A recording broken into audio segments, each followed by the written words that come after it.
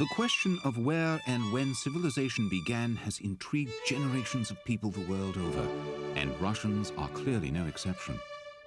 This is the Hermitage, which has a fascinating collection of art and artifacts from the Near and Far East. In these civilizations, you will find the origins of ideas, dreams, and beliefs that still fascinate us to this day. Thousands of years before the birth of Christ, in the river valleys of Mesopotamia, the Indus River in India, and the land of the three rivers in China, civilization was born. And with it began the creation of all manner of strange and wonderful artworks that we are left to ponder and puzzle over today.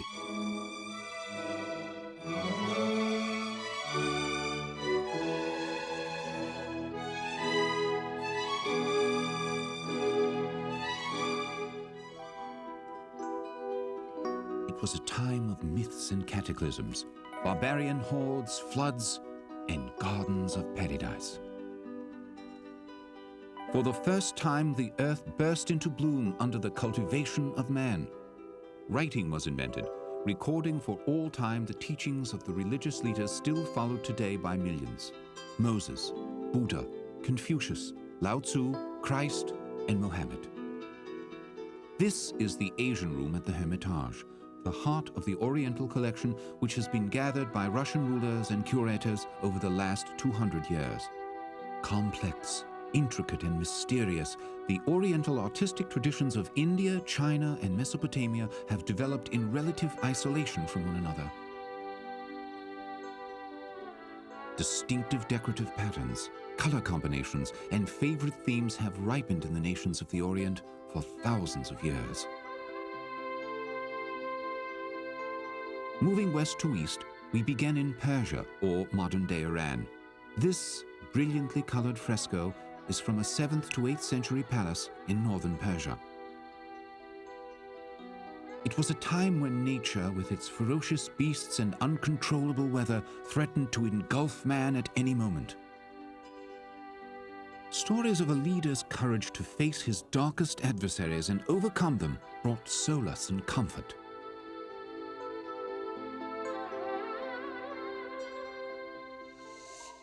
These stone seals used to create reliefs date back to the Sumerian culture of the 3rd millennium BC. They are relics of the very first civilization in the world, older even than ancient Egypt. For writing tablets, the Sumerians pressed clay into slabs with their hands. This culture was born in Mesopotamia, in the once fertile valley between the Tigris and Euphrates rivers. Here they created the first cities, architecture, art, and also invented writing. The Sumerians used seals to mark the work product of an individual or group as amulets to ward off evil and also to record stories. This clay relief relates a scene from the Epic of Gilgamesh, one of the oldest stories in the world. Gilgamesh was a brave king.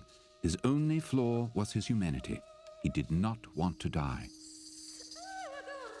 To achieve immortality, he slew the legendary Watcher of the Trees so that the mountains and hills would always remember him. After their crops ceased to grow due to centuries of irrigation with slightly salty water, Sumerian culture disappeared about 1700 BC. Their artistic skills were continued by the now powerful Assyrians to the north. The cuneiform inscriptions praise Ashurnasirpal II, one of Assyria's most powerful kings. He was master of the universe, the potent warrior who crushes all adversaries. Winged, human-headed divinities with horned caps were thought to protect the king, the subjugator of the unsubmissive who rules the sum total of all humanity. Men wore long smocks and sandals.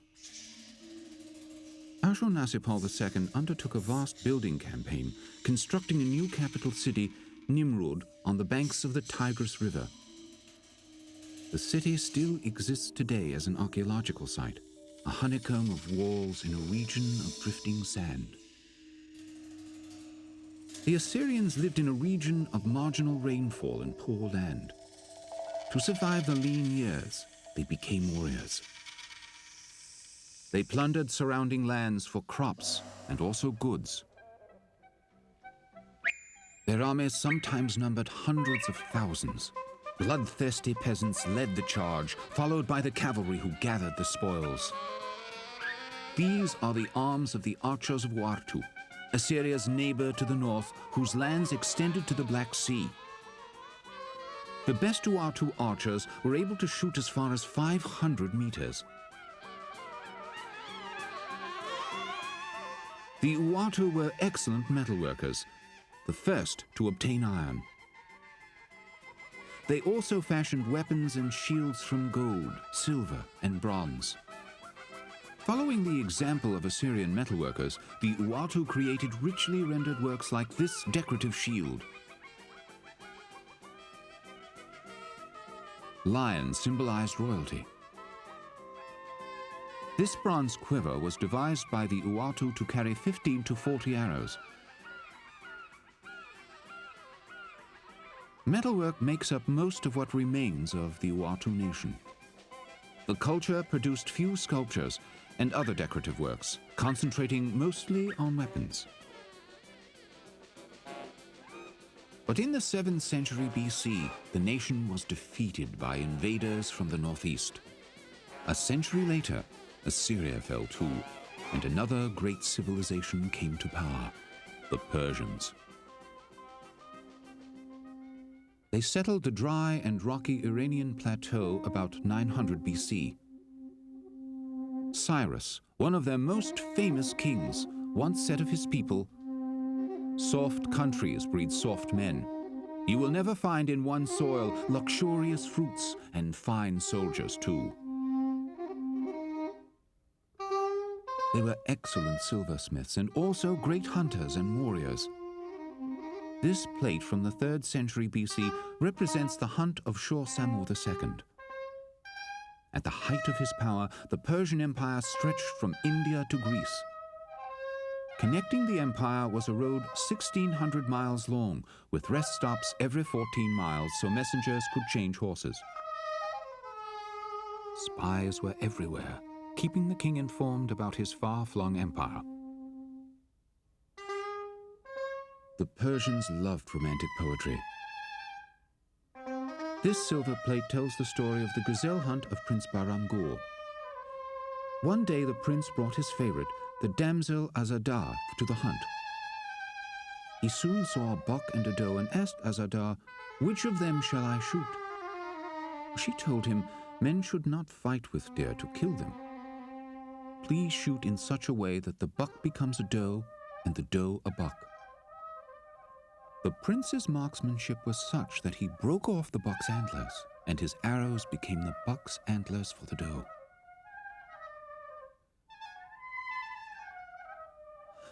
The Persians followed the gentle teachings of the prophet Zoroaster, who lived in the 6th century BC. He taught that life is a fight between good and evil. To reach heaven, people would need to be honest, truthful, polite, and kind to both man and animal. These teachings may be the origin of the Jewish and Christian concept of the struggle between good and evil, and in the judgment after death. Here is Semuvra, a Zoroastrian god with the head and body of a dog and the wings and legs of a bird. Water vessels fashioned into the shapes of animals were common in the Persian lands of mountains and desert, where water was the treasured drink of life. Water was the reason that civilization began. Life itself depended upon the cooperation of men to build canals and reservoirs. Civilizations that lacked the ability to control water died. The Sumerians, when their soil was ruined by salt water. The Assyrians in a great flood.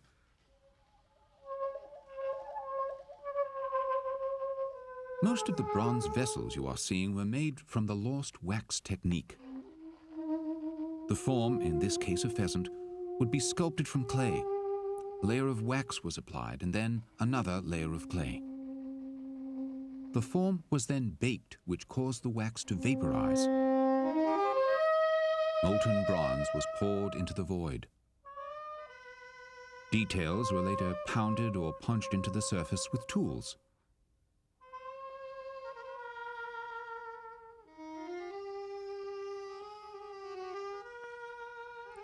The Persians designed their pots, carpets, and pottery just like they designed their splendid gardens.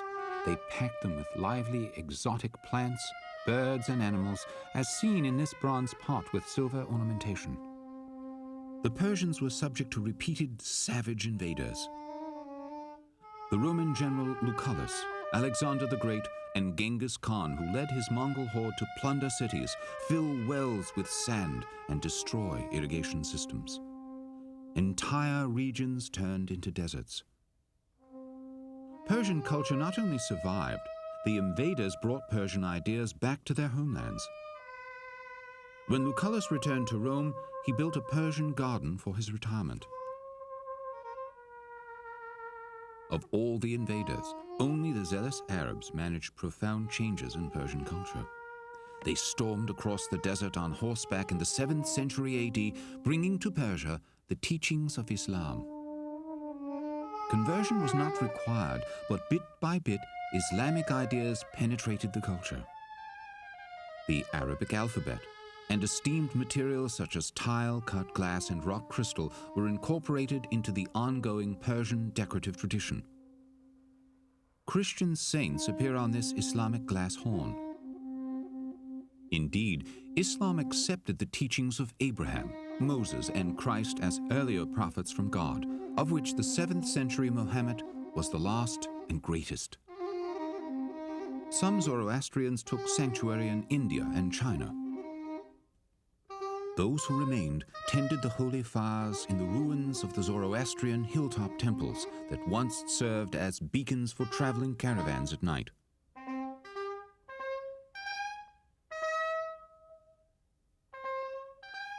Glass and crystal were highly valued, second only to gold and silver. Damask glass of similar style was produced in Persia, Syria, and Egypt. Early damask glass from the Near East is believed to have influenced the beginning of the glass workshops in Venice, Italy.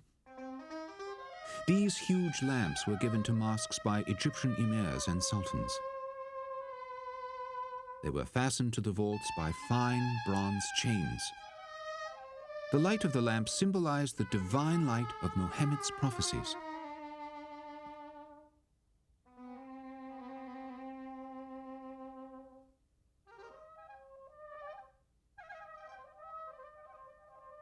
Ancient craftsmen called rock crystal ice that will not melt. This piece was made in the 11th century BC, some 3,000 years ago.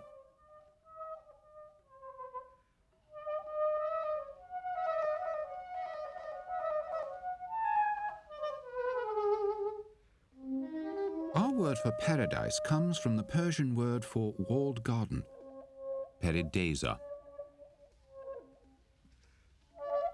Socrates said the Persians excelled at two things, war and gardens.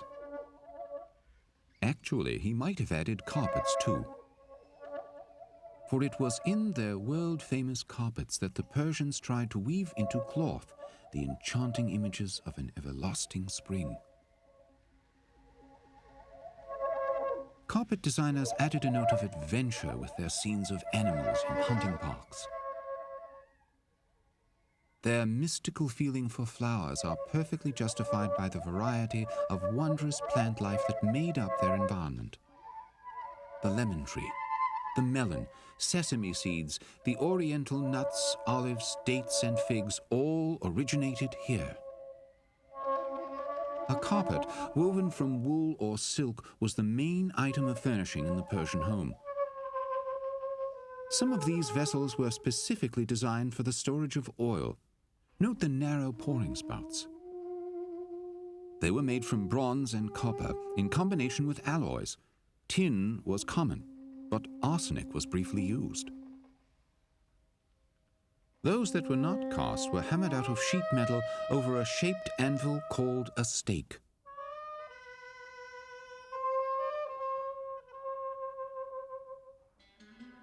This miniature illustrates the Persian habit of observing their gardens from platforms rather than walking in them. Richly illustrated books like this recorded the lives of the Persian kings as well as epic poetry. This one contains 5 works by the great poet Nizami.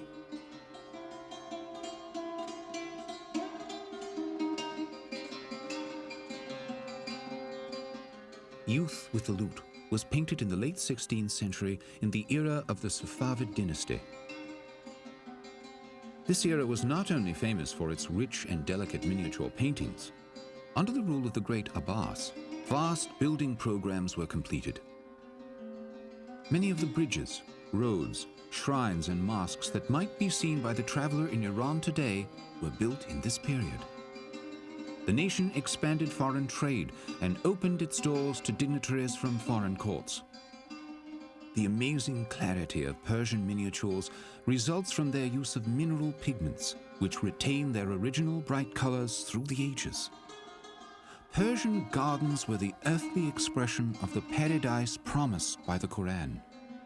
A stream of water organizes the composition of many miniatures, just like streams of water served as the organizing element of the Persian gardens. The sensual pleasures of this man-made paradise offered a taste of eternity.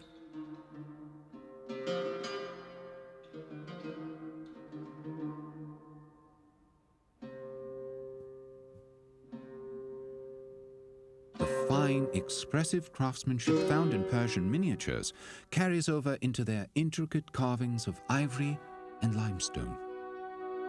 This limestone frieze in high relief dates from the 1st century AD. In 1932, it was discovered in the waters of the Amudaya River near the site of a Buddhist shrine. The river marks the historic northeastern border of Persia, which is now part of Russia. The frieze combines local hairstyles and ornaments with Buddhist elements like musicians and garlands.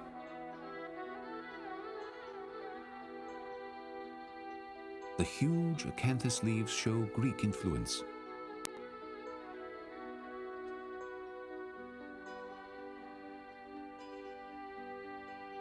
This enormous fresco comes from the same region near the Amudaya River. It once lined the walls of a 7th to 8th century palace, the Bukhara. Here, Persian artists imitate presumed Indian style. They drew elephants they had probably only heard of, showing the king riding side saddle, an unlikely way to ride an elephant. The composition represents a narrative.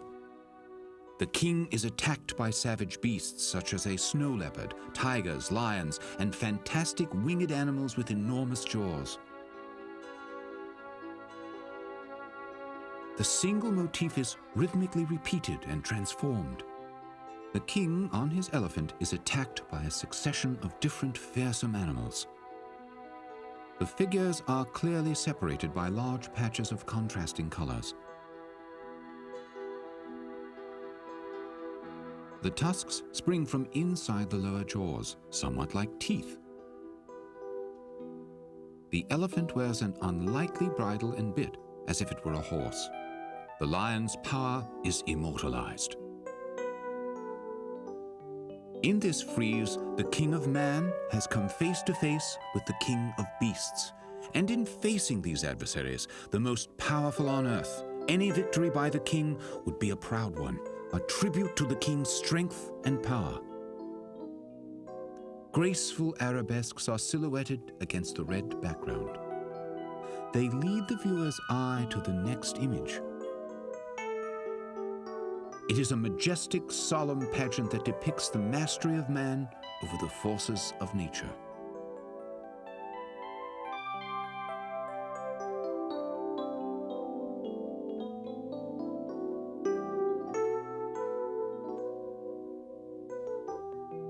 From the 3rd century BC, The Great Silk Way connected the far-off lands of China with the civilizations of Persia and the Mediterranean.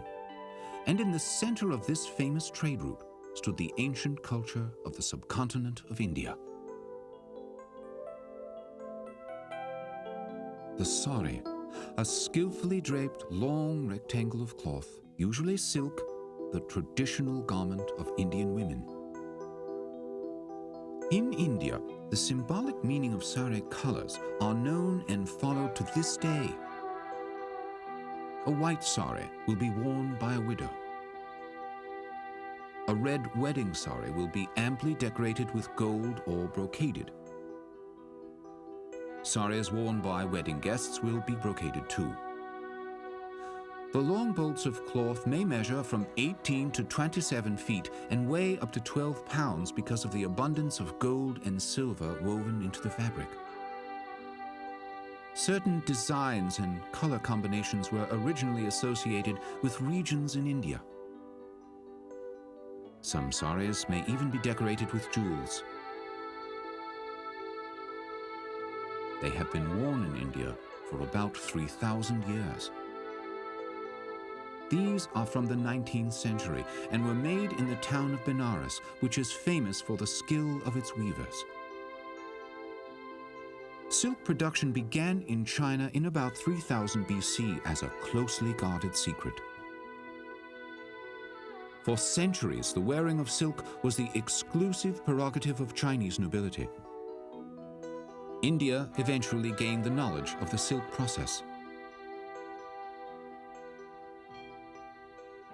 India was the motherland of Buddhism, a religion born in the 5th century BC from the teachings of the son of a nobleman.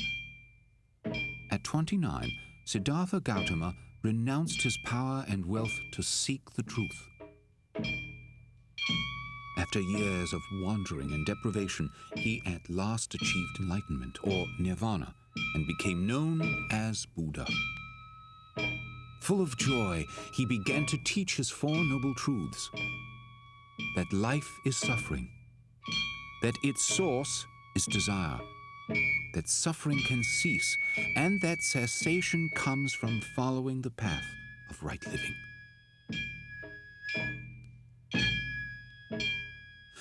Buddhism spread from India and was carried east to China in the 3rd century AD, where it challenged and often conquered the ancient Chinese teachings of Confucius. These fabulous beasts guarded Buddha in the 12th century Chinese cave of 1,000 Buddhas. In these miniatures, you can see the excellence of East Asian craftsmen in carving wood, ivory, and stone.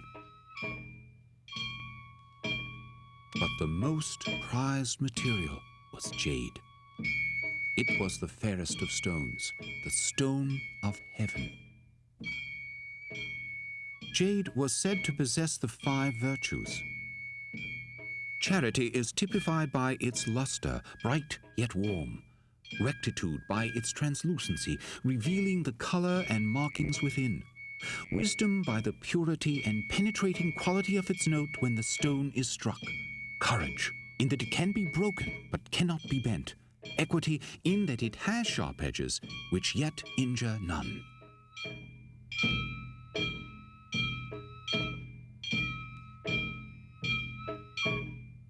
The objects of Chinese art reflect the Chinese philosophy that nature, not man, is the center of the universe.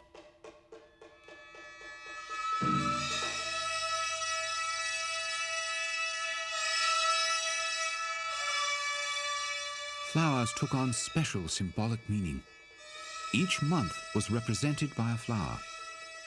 This vase signifies the New Year's festival. The time of the month is shown by the stage of development of the flower, be it in bud or fully in bloom. Lacquer, a popular material in China, was frequently applied over wood. It consists of the building up of successive coats to make a thick surface. In some works, the lacquer is so thick that artists carve into the lacquer itself. It was collected from the sap of a special tree, which was cut and stripped of its bark for its resin. The sap was pounded and stirred into uniform consistency, strained and then heated to remove the moisture. The process killed the tree, but the roots remained intact. The ancient Chinese saw all their materials as metaphors. Jade was a metaphor for perfect beauty. Princes were described as soft and gentle as a scepter of jade. And beautiful women were said to possess the luxurious warmth and richness of jade, the spirit of youth and beauty. In China, artists were supported by a tradition of patronage led by the emperors. Artists lived comfortable and secure lives and were free to pursue their work. Throughout the history of Chinese painting, techniques have remained roughly the same. The ancient technique of ink painting on silk originated in the 3rd or 4th centuries BC and is still practiced today. The brushstrokes cannot be altered or erased. The absorbent silk will tolerate no hesitation or tentativeness. The artist must conceive of the vision and commit it both boldly and skillfully to the silk. It is an attitude derived from the practice of calligraphy, one of the highest Chinese art forms. The skillfully brushed characters usually recite a well-known saying or short poem. Many teachings of the Orient have been incorporated into Western culture. It was Confucius who taught the golden rule: do not do to others what you do not want them to do to you. The Zoroastrians first had the idea that life is a fight between good and evil.